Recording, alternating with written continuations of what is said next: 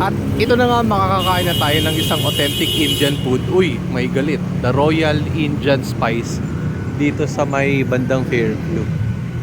Ayan o, Brittany Square. At ayan o, kasama natin si Madam. At alam natin, legit na legit ito kasi, ayan o.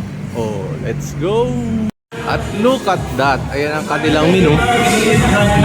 So, ayan ang kanilang mga menu, mga kaibigan. Oh! So, let's see anong order ni Madam. Chinichismis pa. Dito daw yung owner. Oh, si Sir.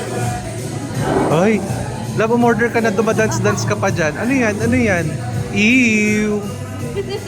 Ito na nga, dumating na yung order natin. Nakalimutan natin anong tawag ito, pero may... Teka lang, tignan natin. Mutton Rogan Josh. Saka ito. Ito yung ating chicken. Chicken biryani. Wow! Ha? Ito ba yun? O magkasama sila?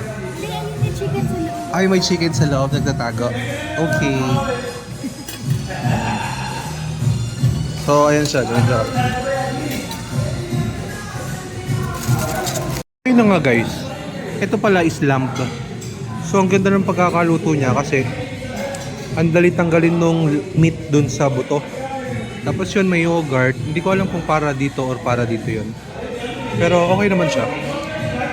Hindi ko lang masabi kung masarap pa talaga siya kasi first time natin to talagang pumunta sa Indian restaurant, no? Pero so far, so good. Yun lang. Si Madam na ang hangan nga lang. Hindi ko alam kung ano dyan yung maanghang. So yun, kain.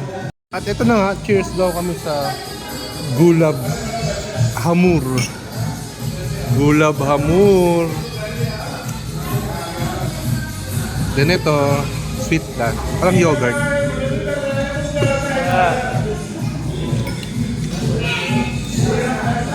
At ayan yung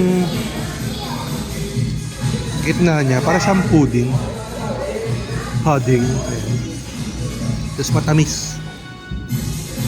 At ayun na nga, tapos na tayo sa ating Indian food escapade. At ayun, okay naman siya. Ayan. Okay naman mga bi. Ayan. So ito siya. Andito sa may Brittany Square banda. Sa may Fairview. So, yung mga gusto natin kainin, hindi natin nabili. Kasi lahat out of stock. Yung shawarma, yung panipuri. Tapos ay parang isa pang dessert eh. Parang kulay strawberry. Pero yun lang. Let's go!